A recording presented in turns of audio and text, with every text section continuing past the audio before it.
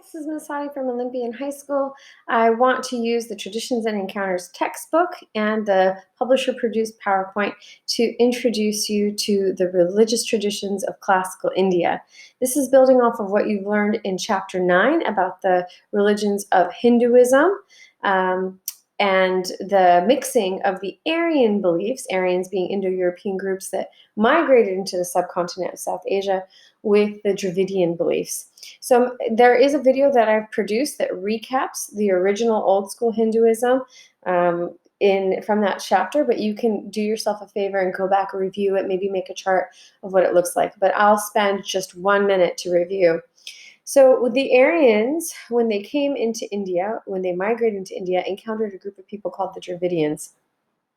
The Dravidians had a belief in many things like karma, which you've learned about, and they're going to influence the ideas of the Aryans.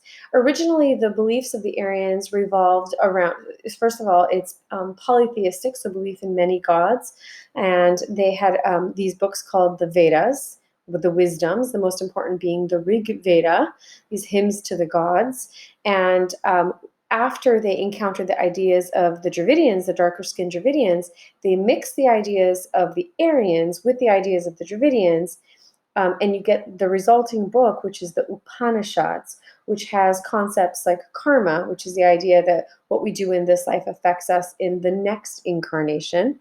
That brings me to another concept, which is samsara, or the cycle of birth and death. So the idea that you will get reborn, which is not something that we see here in the West. Often in the West, we believe in like a concept of heaven and hell, whereas the concept of samsara built off the previous Aryan belief that when you die, you would go temporarily to the world of the fathers, or initially they believed you just went to the world of the fathers or the subterranean house of clay. But when they mixed with the Dravidians, they started to believe that you went temporarily to the world of the fathers and then you were reincarnated. And what you were reincarnated into, the body that you were incarnated into, depended on the actions of your previous incarnation of your life.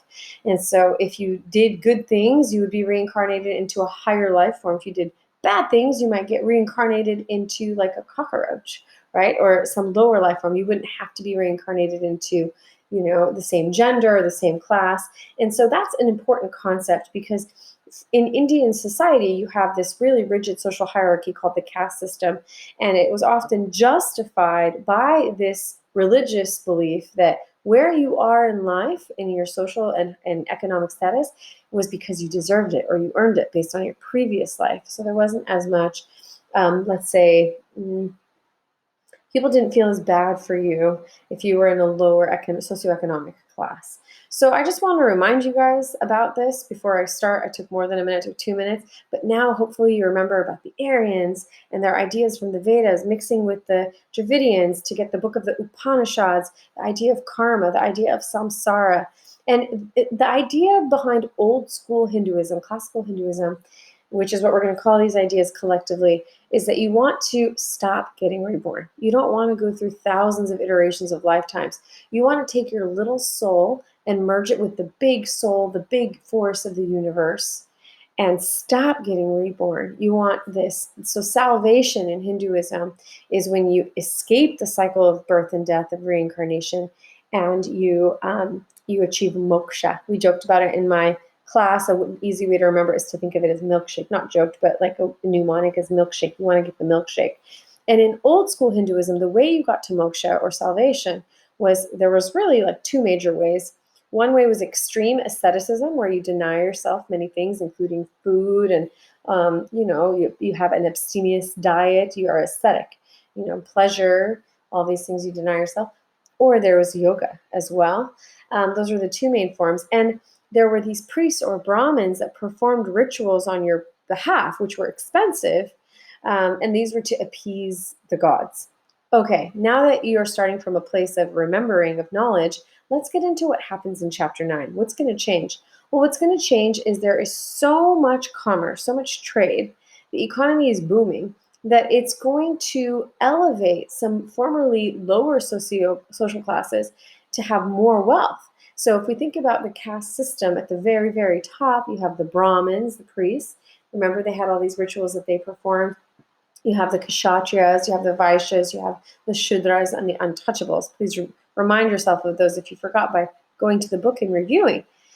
But now, this new amount of wealth that's being generated or created through trade is going to challenge the traditional caste system called the Varna.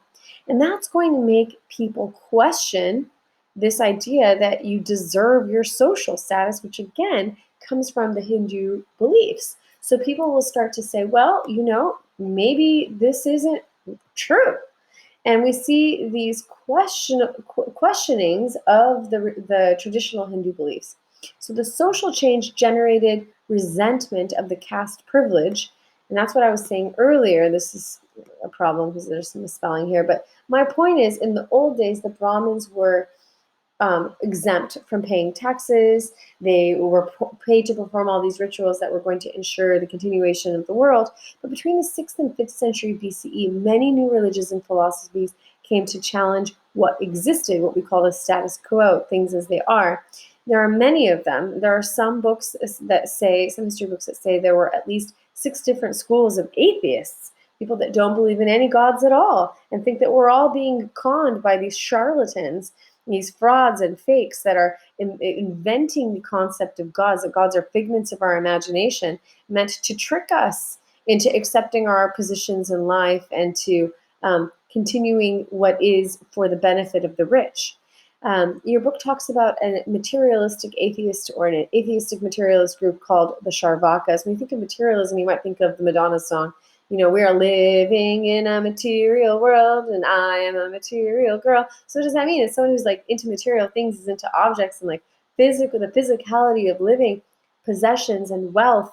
They're not as interested in like spiritual things or intellectual things necessarily.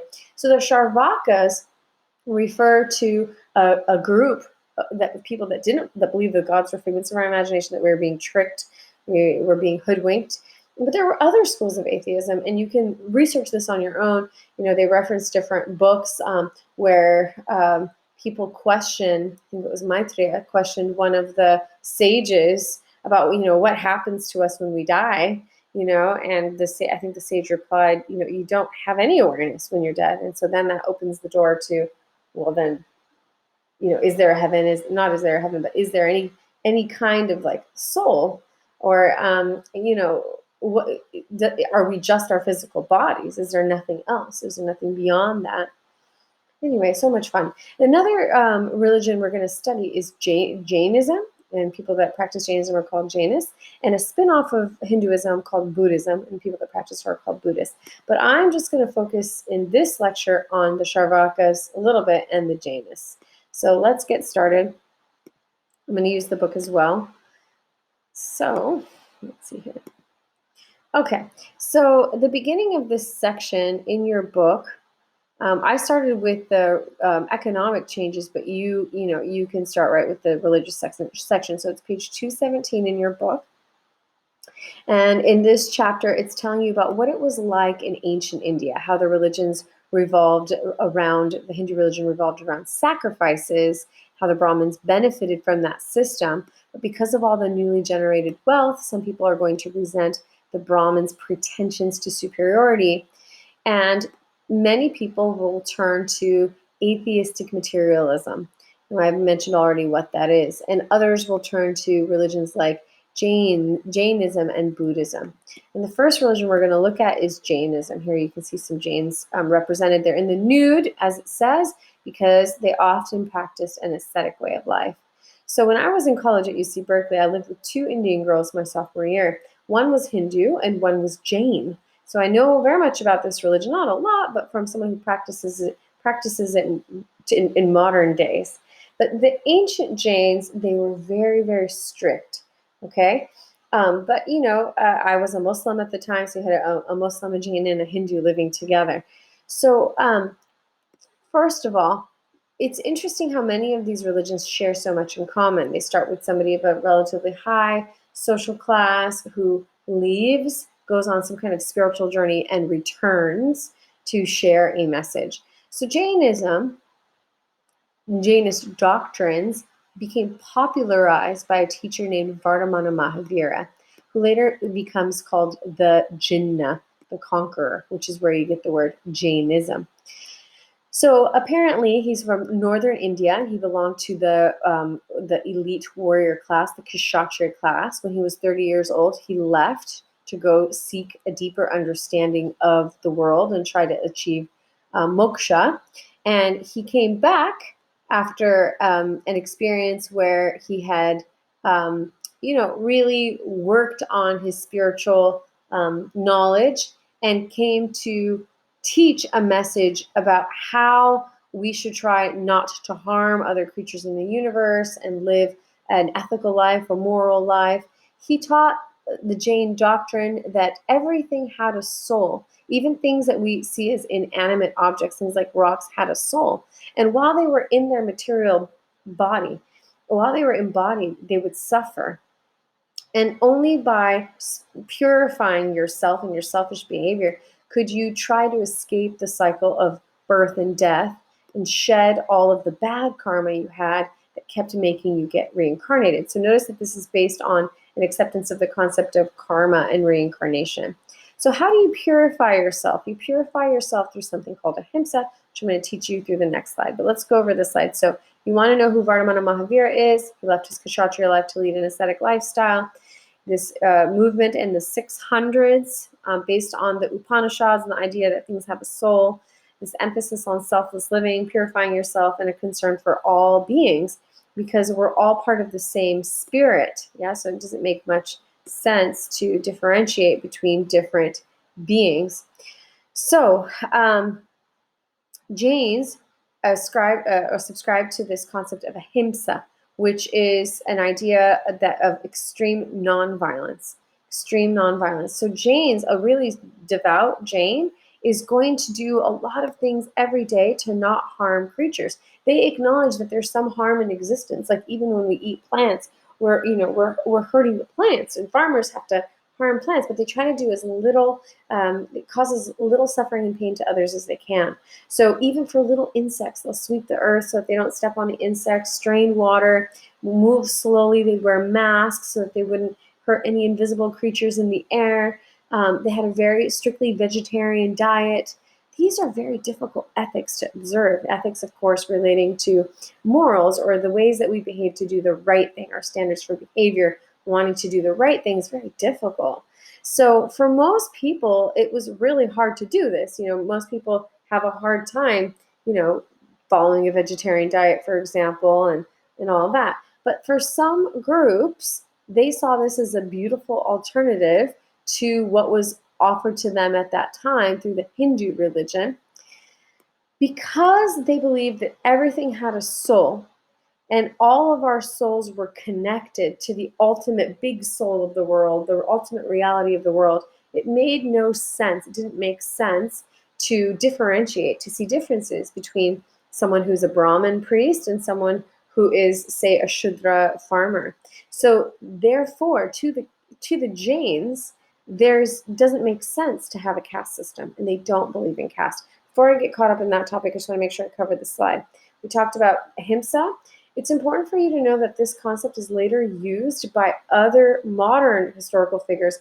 For example, a man named Mohandas K. Gandhi, sometimes called the Mahatma, is going to fight for the independence of India. He's Hindu, but he'll use the concept of ahimsa when fighting for the British to leave India, because when he was alive, Britain ruled over India, and he was fighting for Indian nationalism.